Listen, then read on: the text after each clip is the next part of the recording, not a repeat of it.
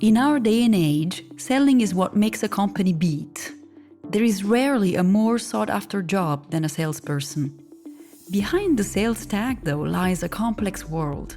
Here's the job tale of Christian Schmidt. Okay, Christian Schmidt, I'm so happy that I have you on my podcast. And not only because we're friends and colleagues, but because you're such a great guy and people, you'll know why very soon. So Christian Schmidt, I would like to ask you what you do for a living and what does it consist of? Thanks, Laura. It's always nice being considered as a nice guy. I appreciate that. In fact, I'm a senior account manager at Eaton Green Motion, a company designing manufacturing chargers for EVs, electric vehicles, and all the software background. So you said you're a senior account manager. So what does it mean? Well, it basically means being on the market and in contact with all the clients virtually every day. It's a lot of selling, it's a lot of consulting, it's a lot of psychology, it's a lot of actually bringing people today to awareness about what is it about driving electric and what it's about all the infrastructures needed, and that's quite a big job. It's like being a missionary job. I have this feeling. I've done this for 10 years, so believe me, it's a lot to do, a lot of work. No kidding. And you were, of course, into sales also before, right? So what did you do? Actually, let's go back to your studies. When you were a young kid coming out of high school, what was your dream job, or did you have any aspiration, and what took you to becoming, getting into sales? It's actually funny because I was really very much into airlines and flying and that stuff because my dad was a instructor at the Swiss Air, the ex-Swiss company. Oh, the company. Yeah, and in fact, since I always wear glasses, even when I was a kid, the pilot thing was just not possible at this time, and so I figured, for me, traveling is just one of my main goals in life. So I was to become a steward. Flight attendant, and for some curious reasons that this didn't work out, but probably it was because it just didn't have to be this way. So in fact, my dreams were about traveling, which I did quite a bit throughout my youth and my young adulthood. And in fact, I learned basically that I had a social strike somewhere, and I wanted to become a social worker. That's also very funny because I was native from Zurich, and I went to Geneva because I wanted to learn French. And the way to get there and to be there was basically working as a help nurse in a house for elderly, and that's where I became aware about my probably my social fiber, and that was the beginning of something completely different. I'm not surprised what you're saying about wanting to, first of all, travel and then wanting to help others, because the job of salesperson, account manager, it is really being very much in contact and understanding the other in order to see how you can sell that product or that service to that person. So I do see a lot of affinities with what you then chose, or maybe it's salesmanship that chose you, or did you choose salesmanship? How did it go from there? From once you figured out that some paths were not, let's say, possible at that time for you. Yeah, that's quite true because I was expecting a job in a house for elderly to be able doing a job and school at the same time because I needed, of course, some sort of salary. This promise just never materialized, and I was getting kind of bored and maybe a little bit overskilled for the job. And so I decided, in fact, to answer a ad for a salesperson in a video store. And that's really funny because I answered this ad, and I get chosen as a salesperson in a video store. I've never done any sales in my life.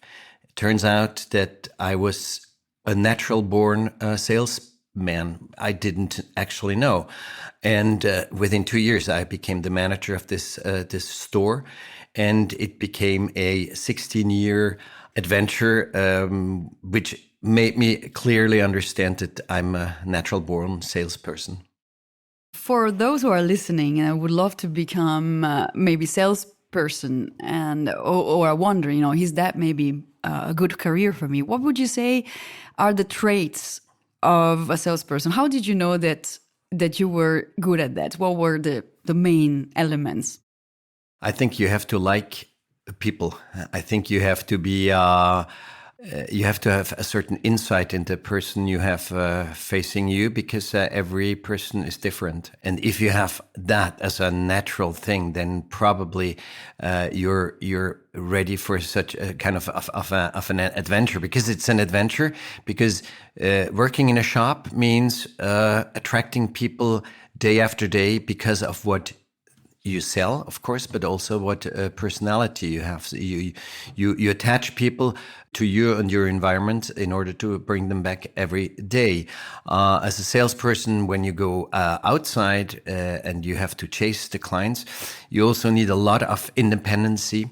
And you have to love being basically on your own and not necessarily working in a team, but also every day meeting new people. You have to love people. Say it again, otherwise it's not possible. So 16 years in a video store when there were VHS and then DVDs and so forth. And then after that phase, did you have to look for a new job, or did the new opportunity present to you? As you say, the video store had a certain lifespan, and at the end of the year 2000 and beginning of 2000, we just felt that it was slowly but surely the end of this kind of store. And in fact, I had to look for a new job, and it was not so easy because I frankly didn't quite know what to do. And because after such an incredible experience, it's hard also to find something else which suits your needs. And in fact, I did some more studies to become a social, cultural, and environmental manager. That was just basically some management skills I wanted to acquire in order to go a few steps further. But there was no way that I had any plan, and in fact, I did quite a few months of unemployment until I got into a completely new job, which basically had two patterns I always had, is sales and languages. And in fact, I started as a key account manager in a company which does leasing, operational leasing of car fleets for companies. Completely different job, but the same patterns, languages and sales abilities. So that basically started a new career for myself. There are obviously some, let's say, inborn skills. There are also some skills that you need to learn in order to do sales. Do you find that there are some skills that you could learn by studying? Is there some, let's say, educational path that one could recommend? Or do you actually learn by doing in a job like being a salesperson? Basically, taking my own experience, it's either you've got it or you don't. I think you can, of course, acquire skills through studying, but those are more probably structural skills, because you're a salesperson. By definition, you're not very keen about structure. It's about just back office structure, which is absolutely needed. But otherwise, I strongly believe you have it in yourself or you don't. And I had the chance, I was lucky actually to discover it, because I was never meant to be a salesperson, basically. I also never thought I would be into sales, and then what I what I found was really interesting was, first of all, not to be in front of a computer every day. And also, yeah, the relationship with others. And I find that it does give you, yeah, it is very enriching. But I also had to learn to be patient, which is not my best skill, let's say. You mentioned liking people. I'm mentioning patience being a major one, because you end up repeating a lot of things over and over again to different potential customers, or even to the same customer. Is there any other thing that jumps to mind that is really needed when you're into sales? Patience, I would say yes and no, because when you are on the road every day and you have virtually 2 to 3 meetings a day, the repetitive pattern, that's a fact. I mean, you just take the person you have across the table, basically, and you feel the way this person functions, and you adapt your complete sales pitch to that. And in fact, sometimes you're very square and professional. Sometimes you feel that there's something more intimate in a way of cracking a little joke, make things just a little bit lighter. So in fact, you can each and every meeting you have differences which are interesting to work, and that's the whole difference about being not a robot, and that's what probably we enjoy. And otherwise, patience, yes and no, because you just you go on with so many meetings, and sales, so to speak, will end up because of the fact that you have so many different dossiers going on. So basically, I don't think this is one of the main problems I have about patience, because I'm a very impatient person. What do you like most about your job? And then what do you like the least? I guess that was already said. First of all, what I like least is obviously all the administration tasks. And I have often also those kind of discussions inside our company and in previous companies, because when you're a salesperson, you're supposed to be on the road. You're supposed to be at the clients. You're not supposed to have 2 days or 2.5 days a week doing administrative tasks. And that's exactly what's happening most of the time. That's exactly where salespersons versus back office are always in a kind of a little war, which is only you can basically overcome when you're good at what you're doing. You have a little bit of power of insisting on not being just a administrative task, and that's really important. Otherwise, what I like most is probably, well, certainly the contact with people. That's what's really the main thing. You've got to love people, otherwise you cannot do the job. You've got to have a fine feeling, because if you come across the table being a carpet merchant from a souk, then it's absolutely unbearable. So you've got to have this right measure between being insistent and being not just absolutely unbearable. It's a fine line, and that's what I think you either have or you have not. Again, I say you cannot probably learn that in schools. So yeah, definitely contact with the people is what I like most. You once told me many times about there being two kind of categories of salespeople: the hunters and the farmers. And I found that very, very true, because I mean, you do need someone that really is a hunter and hunts kind of the customers and creates new leads and prospects. And then there are the ones that, because unfortunately we do need some bureaucratic work in order to follow up on all these customers. So can you tell me what you mean by hunters and farmers? And obviously I know where you lie, where your category lies. Yeah, that seems pretty obvious. No, I've done both. In fact, hunting and farming. Hunting is really when we say a salesperson who goes out, gets the leads, gets the contract signed, whatever. And then the farmer, that's more a back office job. That's more account management, and often there is a little confusion in companies about those two things, but they're fundamentally different. Once the salesperson has done its job, the follow up should be done then by back office, by account management. That's really two different things. Can you think of a fun anecdote or strange anecdote during your years of being a salesperson? One of the most exciting memories I have was way back when I was the manager of this video store.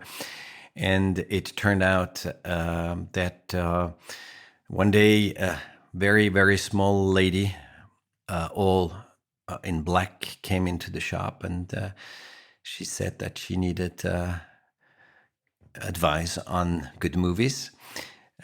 And she said that her son is in a very famous school for richer kids in the Lemanic region. And well, I was looking at her and I said, my God, this is Yoko Ono. Unbelievable. And in fact, it was Yoko Ono, and she told me that she's once a month here for a week. And I told her that I don't work on Mondays, but Tuesday I'm at her service, and so she came for a couple of years, I would say. Every Tuesday morning, I've heard once every 2 weeks or once every month, she came into the shop, and she was just this little woman said, Chris, I need some movies. That was pretty exciting. It must have been special, that's for sure. So do you think, because this podcast is really made for people, especially the younger crowd that is coming out of high school or, finishes the obligatory years of school, and they don't know what to do, whether to continue with university or to do a specialized apprenticeship or to go on and try something out that they don't know yet. Salesmanship or being, account manager could become a career for them. What would you suggest? What kind of recommendation or suggestions do you have for them at that stage of life? It's not very easy to answer because having myself kids, the question about studying after high school came always up, and I have sorry to say, I have a brilliant son, and he decided not to. He didn't want to study, because that's a waste of time, and I'm not into for that. And so he chose a different path. And here in Switzerland, we have the chance that you can at any moment have a kind of what we call a passerelle, meaning you can make an apprenticeship, and you can always end up with a master later on in your life. And I think that's good, because especially also guys are maybe, not so into studies because they just think it's a waste of time. But later on they said, had I known, I would have done maybe this or that. And with our system, you can always achieve what you really wanted. It's hard to say at the age of 15 what I want to do. I think it's almost impossible. So you have to follow your path. Maybe you also do something in your life which was not your professional wish in an absolute way, but it gives you. It gives you endurance. It gives you strength and character. And so I think no experience is a lost experience. Because also, you see, for me, sales, I did not know until the age of probably 22 that I was a salesman. So time will tell also often. Thank you, Chris. I think that's a good advice. We never know what our path is, even later on in our lives. Many do change their career path also at 40 or 50. Or maybe it's like this. You maybe 20 years or something, and then another 20 years you'll be something else. And it's we have the privilege in our day and age that we can choose most of the times what we want to become. So that is great. And unless you have other things, ideas to share, or Yeah, I do, because maybe I forgot one major thing in your path and your apprenticeship. One of the major things I think everybody should do is learning languages. This gives an absolute freedom. I could never have done all my jobs had I not been basically trilingual. And that's some, I mean, nobody needs to be trilingual, but in fact, languages is a path to freedom. And that was Chris Schmidt in a new Job Tales episode. What interview would you like to listen to next? Write me at jobtalespodcast@gmail.com. Bye for now.